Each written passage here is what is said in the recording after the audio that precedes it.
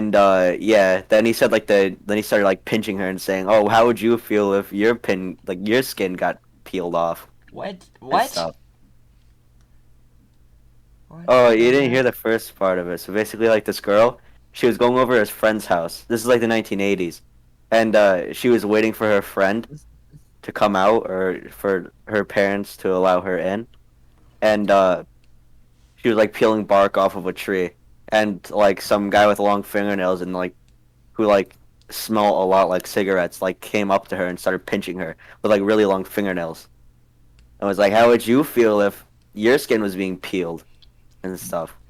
Yeah. So then like she like got like the mother of the child that the friend's house was going over, like the friend was going over. She was like, "Oh," and she ran like she got ready and ran out as fast as she possibly could to like tell the girl to come in now. And she was trying her hardest to act like very not like in panic.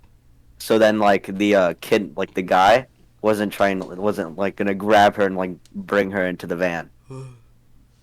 So yeah, and that's how it ran.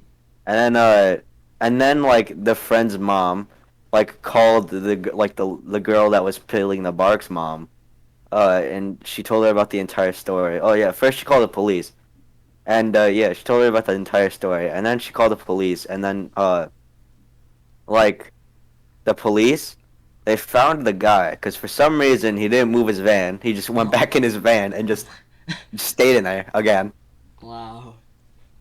And yeah, the police like knocked on the van and all that stuff, and then went in, and like they checked the front seats of the van. They didn't check the back of the van yet, and nothing was really in there. It was just a bunch of like cigarette butts because the guy was like chain smoker. Like he smelled like cigarettes Yeah, and yeah, stuff. yeah. You explained this. Did you know he was a chain smoker? I don't. Not really. I had no idea. So then basically after that, they found like they told him to like get the key like because like the back of the van had like a padlock, like a special padlock, so you couldn't Wow. enter it without like another key. And they like forced the guy to get like the guy was like very like hesitant to like put the key in and actually show them the back of the van. And Yeah. like once he finally did, they like looked at the inside and it was like very creepy. It was like a ton of there was at least like 8 knives in there, and there Oh. was a bunch of photos of the girl, like up like Ah. at least 80 photos covering the entire wall from like Is this like a real four story or years something? old. Yeah, real story. Ah. Oh. And like there was photos from like different timelines, like from when the girl was like 6, she was like 8 at the Oh current time, God. and like this was from like when she was 6 years old, like even times when she was 4 years old. So this guy has been like stalking this girl and taking photos for like at least 6 years now. I think this guy's a Not bit 6 years, weird. 4 years. Oh really? You think it's a bit weird? I didn't know that. And then they looked at the keychain that opened the back doors of the van, and they asked him like, "Where does this go?" Because the cops wanted to know, and he said, "Oh, it goes to my, those like rental garage things." Yeah. Yeah, like the Yeah, storage units. yeah, storage unit. That's what it is. It was like, "Oh, it's to my storage unit," and then like they tracked down the storage unit, and then went inside of there, and they like looked around. It was like a wall covered in like plastic wrap, and like they ripped the plastic wrap, and behind it was like more photos, Oh a my lot more God. photos, like at least 100 photos, like 100 to 200 photos just covering the walls. Why? And then they like searched more of the storage unit, and they found like a rotten bed, and like like those How could a handcuff bet? chains, What? like kind of like a rotten bed, and like those handcuff chains that like you can hang like put people's like it's like attached to the wall.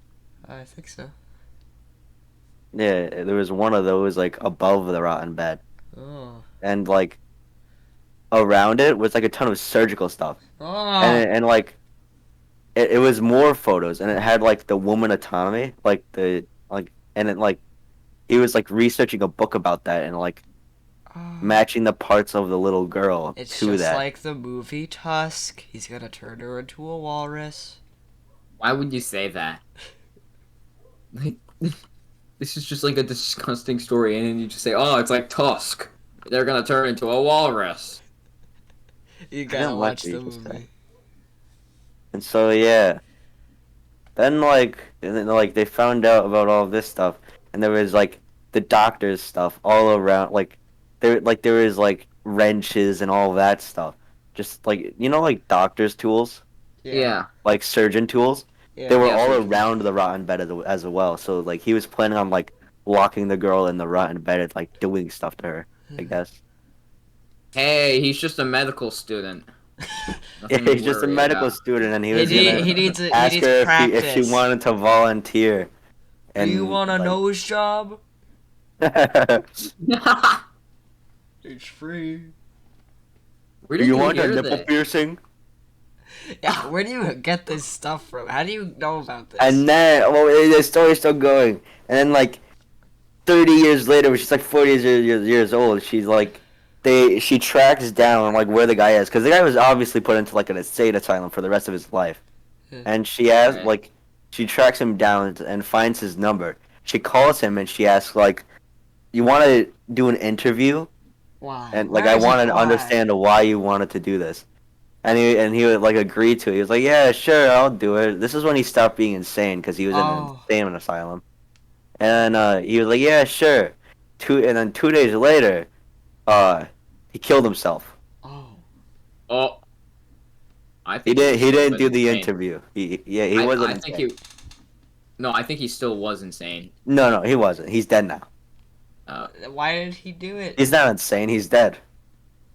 I meant before he died. Oh, well, no, he was suicidal. Oh, Who could have guessed? That's definitely not insane. Yep. He was in an insane asylum for cookies. He didn't care. He wasn't insane. He's a cookie monster. God. So the moral of the story is, Big Bird will haunt your dreams. Wow. Why is this the moral of the story? Why? You just don't get it. Turns out, the guy was Big Bird. Oh god, I'm getting deja vu right now.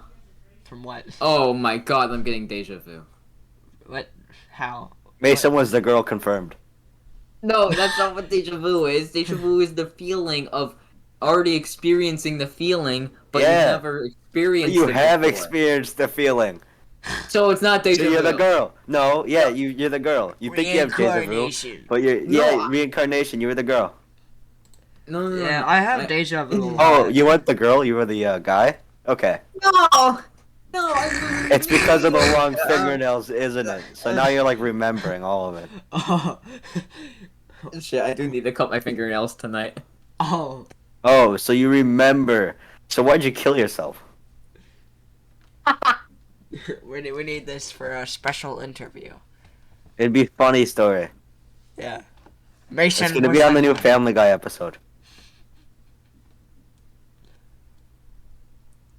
Should No be response. Family I think Guy- this means that he's he's Big Bird. Oh no.